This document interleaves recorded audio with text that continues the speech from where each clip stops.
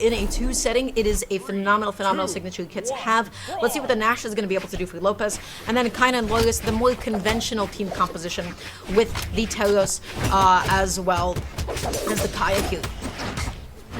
We'll see how it works out for them, but obviously using Lopes, I mean, having some pretty crazy early KO potential in this team comp, and Use is also very strong on Sword and Lance, respectively. It's going to be cool to see, but the red team have just a very, like, organized team comp. They understand what they need to do very well. They stay on top of each other in a big way. Flores getting a good start there with that ground pound. Not going to be able to KO, but yes, it does actually. Use isn't able to make it back, but Lopes gets a side sig, but gets immediately punished with a side air from Kyna. Red team starting off with a big lead. Huge opening for them. Loyalist trying to get back down safely here. Lopes not able to find the seal. Right now he's able to get that one. He just went through that straight. He wasn't even looking for a D-light. He just kept occupying the stage. He just kept pushing him out there. He played with so much confidence, so much control. Kyna, okay, eating a stomp seal. Loyalist tries to get a punish. Lopes finding a counter hit. And now it is Kyna who is deep off stage. Is Use going to be able to do anything? He tries to get in between the red team, maybe help out his teammate. It wasn't successful. Eating the D-light now. Eating a good recovery as well. Use going to be put off stage for a second. Forced to find landing. The end-light friendly fire. Ooh, the friendly fire all over the place, actually. Use looking for that downer onto Kyna, does find it eventually as Kyna goes for the slide off down sig there on the unarmed. Laura's gonna immediately punish Lopes though, as Lopes loses the stock, and the blue team are slowly slipping away out of the contention of this game. The red team finding so much there as Flores gets a down air into the nair, sending off stage, and that will KO Use, and Lopes now in a terrible spot in this 2v1. The juggle ensues. Nice damage. Nash has high defense though, so you can hold on to that for sure. Kyna chase dodging up, he's looking for the extension, but then Loyalist on the other side, able to get the side sig. Lopes is knocked out of the game. Use, I feel like the set is just about over because he is down 1 stock to the 4, and so that team needs just about anything to be able to secure this game 1.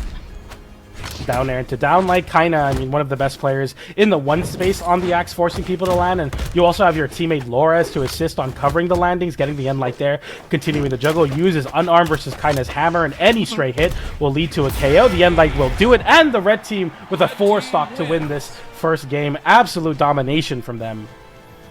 Yeah, very nicely done. That was quick. That was absolute and total domination, as you mentioned. Yeah, blue team, they got split up a little bit. I felt like they really couldn't push their advantage too much. Whenever one of the red team members were off stage, I felt like they just really didn't go out there. They didn't go for any crazy stuff. But that was just game 1. They haven't played in a little bit. They're just getting warmed up again. So let's see. Again, I want to see if what this like unconventional team composition has to offer for us. You know, with the Nash, I'm really getting the hammer, but like, I mean, hammer and spear are both such good 2s weapons, but I still don't understand what is it about Nash's signature kit. I suppose like that side sig on spear is quite unique and how quickly it's able to jump in there, but I feel like we haven't been able to see any of like the big stuff from either of like these legend picks quite yet, you know, to justify them. So let's see what happens in game 2. Already Kyna just able to find an end light. Loyalist able to find a really good combo, but Use with the interruption. Yeah, already showing kind of like the red team and the symbiotic nature of the world champions. You know, Kyna is going to sacrifice picking up a weapon. Flores will immediately capitalize on him picking up the weapon. Like you said, getting a big team damage, and now Lopes getting juggled without a weapon. Use having to struggle to land. He's looking at Lopes. He wants that D-light. Oh, but then Loyalist is able to sneak in with the side sig. It's not going to be enough to KO. Kyna just going to be backing up a little bit here. Lopes with the true combo, getting the 2-piece. Coming back onto the stage. Nice interruption from Use, stopping the D-light neutrally. The punish on the D-light as well. Kyna able to find a stock of his own. Use forced to fight the 1v2 for just a second here.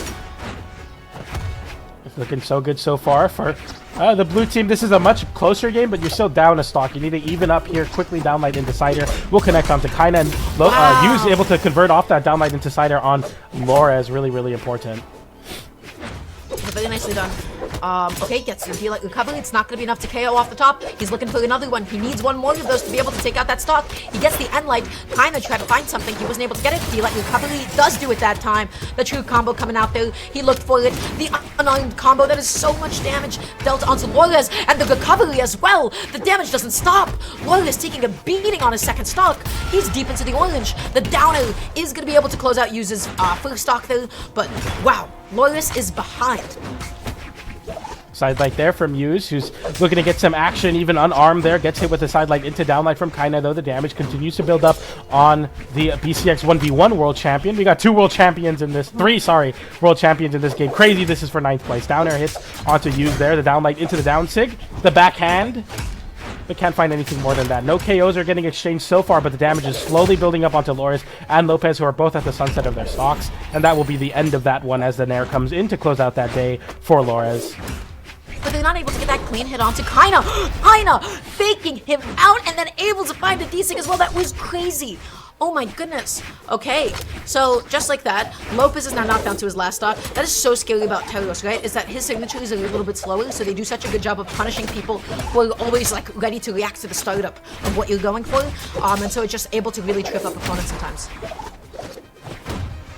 Recovery there from Hughes, and Lopes getting the Nair on the spear. You love to see the interruption and a great follow-up there as well as the recovery hits Kyna twice, but no KO. At the same time, Lores is able to find the KO onto Hughes.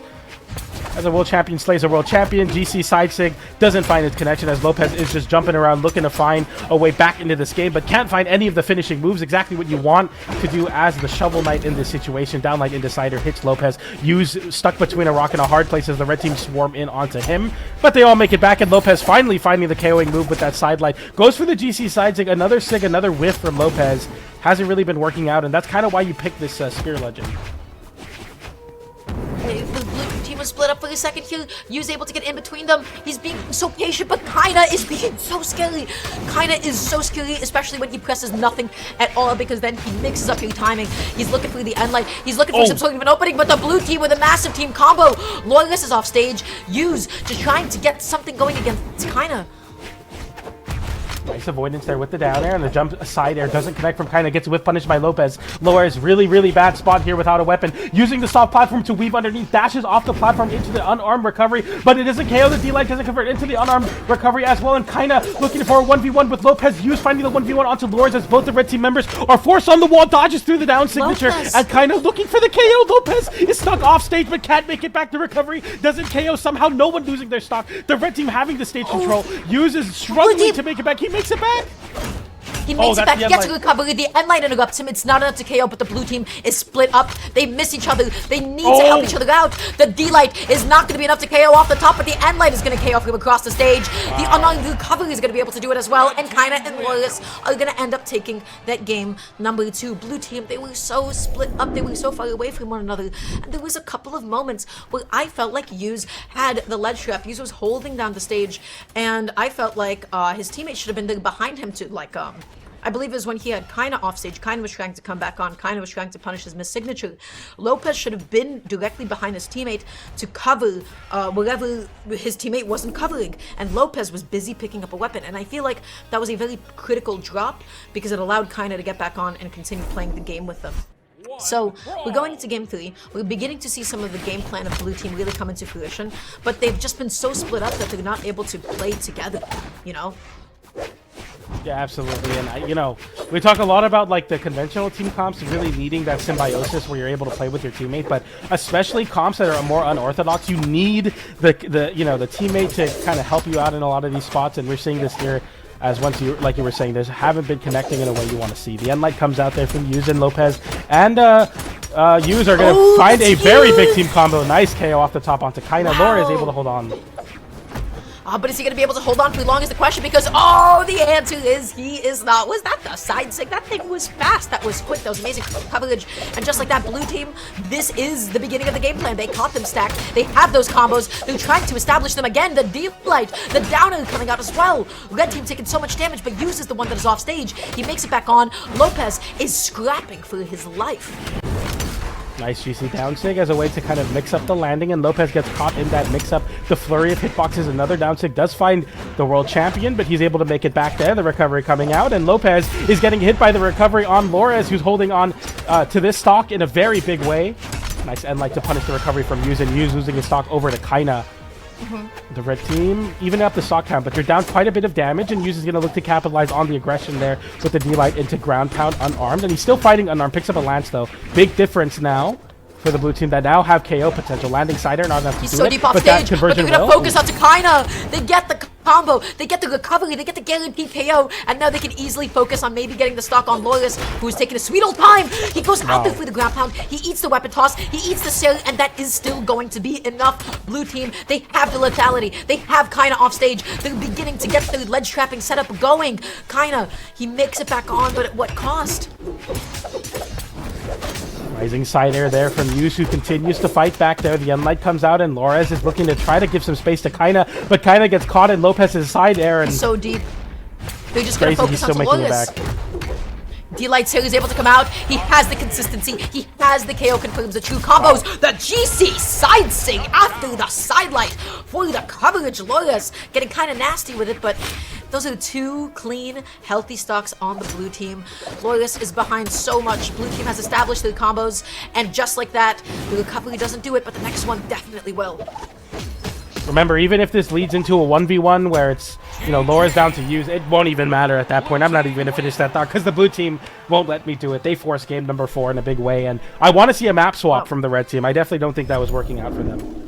That game. So, everybody, this was one of the best exhibitions of a very core bit of doubles fundamentals that all of you, that's right, that you should be taking note of, which is when you've split up the enemy team, when one of them is deep off stage, you need to remember this. Going off stage is a risk because it is not guaranteed. The thing that is most likely is that you're able to get a team combo on whoever is left on the stage, and you're able to make it a brief 2v1.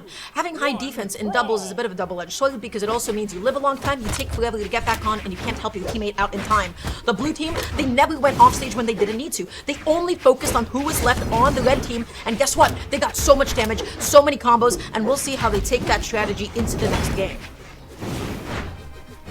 I like the movement so far here as the red team go back to this stage, so they're going to be relying on that. And this soft platform in the middle, I mean, I feel like whoever has able to seize control underneath it is finding a lot of success. We see that already from Lores, who's able to get so much damage, but they find a nice conversion onto Kyna, and it's a lot of like 1-2 hits. No one's getting sent far away because of the nature of these moves, but a lot of damage is being built up. Oh, Lopes tried to get the combo in there. He tried to help out his teammate. That was such a good idea. He's continuing to occupy the ground. Okay, looking for the neutral. You're not going to be able to get it. But the stop still comes out anyways. He has been so consistent. He has been so lethal. Kind of stuck in between the two of them, and they're able to get the combo into the breakdance to be able to close it out. Blue team is so clean. That's such a big swing for the blue team now, but the red team look to even up that stock count as they find the KO, potentially. Oh, Hughes makes it back, and so does Lopes off the back of a DCN sig with a little bit of verticality. And speaking of verticality, losing that stock off the top, D-Light will not KO as this high defense team on the blue team will definitely benefit from the big blast zones that Los Isley presents you. Okay, that is going to be the end of Use's first stock though. And now Lopes running away. He's looking for his teammate to come back and save him, but he's still able to get that sale. A lot of damage being dealt onto Kyna. Loris looking for the neutral juggle, but he did not find it. Kyna, okay, he gets the true combo, sidelight neutral. Ooh, nice conversion there with that signature from Muse. He's able to get a punish. And wow, speaking of conversions, that end sig into the side sig will find the KO as we get a double KO over on the side of Lopes. And this Most Isley pick showing to be the kind of home field advantage for the blue team. They are very, very strong on this pick. Looking for the Unlight. Lopes had such a good dodge. That was the 2-piece, and now Lopes is off stage. So how does he make it back on? Loris, he goes for the recovery. The ceiling is so high that wasn't enough to be able to KO. In fact, it kind of felt like he helped him out and helped him get back on. Let's see if red team is going to be able to close the D-Light interruption in the middle of the combo. Nicely done. Good choice. And Light, Loris dropping the follow-up. Oh no, that should have been like a side sig. That should have been an end light. That should have been anything, honestly. Okay, Hughes is going to lose that stock very early there. Lopes in a very bad spot as the sweat beats come out. Laura's looking to find the KO off the top, and Hughes now in a similar spot who has nothing. Laura's continuing with that GC sidelight into the Nair as well. He's playing absolutely crazy vertically. He's going for it. Wow. Lopes spacing himself out so safely. He gets the neutral, and it's not enough to be able to KO. Red team occupying the left side for a second. They're breaking the formation. Lopes, he's hunting for the D-Light. Oh, huge anti-air. This game is so even. Oh. And the combo, it's able to come out. They're able to get the KO there. And then Loris' stock is going to be soon to follow. They'll be taking us into a game 5. Blue team going to be clutching that out. They're just able to find the 2 pieces. They're able to find the closing, lethal combos exactly when they need to. Their positioning is so good. It's so consistent, PJ. Yeah, I wonder if this is a product of them like benefiting off of the way they're playing, but also the stage pick being so bad. And we look like, yeah, Kyna immediately bans it away. So now we're getting a change of scenery here for sure. But man, it was looking really, really tough there, as that soft platform made a lot of problems for the red team strategy of juggling the slower legends that the blue team is presenting. And now we go to a different stage. Could be different, but we go to game 5 nonetheless. I wouldn't want it any other way though. These two teams incredibly evenly matched. This is very for close ninth? to count. Let's make this clear, PJ. Is this for 9th? These two teams. Oh man, South America is a crazy region. I don't even remember who even set them down into elimination time. But this is for 9th. These are two teams that are quite frankly capable of taking it all, and they're here on the elimination side, which feels so premature. So let's see what they got for us going into game number 5. Kyna whips that side light. Lopes, he's just so good at finding every single whiff punish. He spaces out those D-lights. He finds those siders. He occupies the air. That time, Loris was able to catch his landing. Nicely done. Nice, I like that movement from Loris. He's kind of feinting forward so that your opponent is scared to land in the corner and using that soft platform as a bait and going for those high nairs. Really great micro movement from Loris to get the most damage out of these juggles. But speaking of the most damage, the blue team get a conversion on the Kyna, and Loris also gets caught in it as well, and Kyna losing the stock so early. The blue team looking to reverse 3-0 off the back of that. So crazy. But Lopes gonna be just jumping into his teammate's signature, a little bit unfortunate. The KO off the top, he was able to find it. He was able to find the spear side sig, and just like that, Loris, he hunted down that stock. He got the toss, but Lopes, he keeps patrolling with the siders. He's able to find him on landing. He's able to punish the jumps. He gets them every single time whenever he needs it. Alright, here we go. Going for the down light there. We see a side light from Yuz, and Lopes with another side sig will find his connection, and now we have a 2v1 combo. Yuz, and not in the greatest of spots there with a slower legend to continue the unarmed damage, but still is on last happy. stock.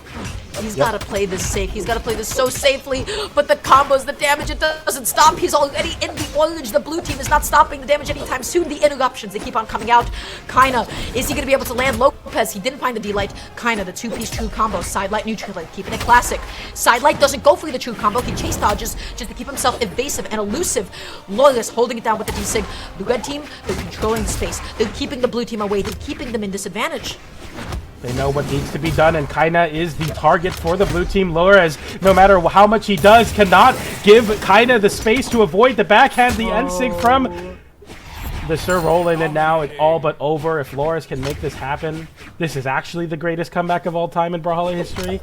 I mean, this is incredibly difficult to do. You're down 4 stocks to 1. You never want to count a competitor out, but the blue team look all too lights out. If they're doing what they were doing to Kyna in a 2v2, can only imagine what can happen. But hey, the red team throw away a stock and give Loris a chance now. It's not over yet.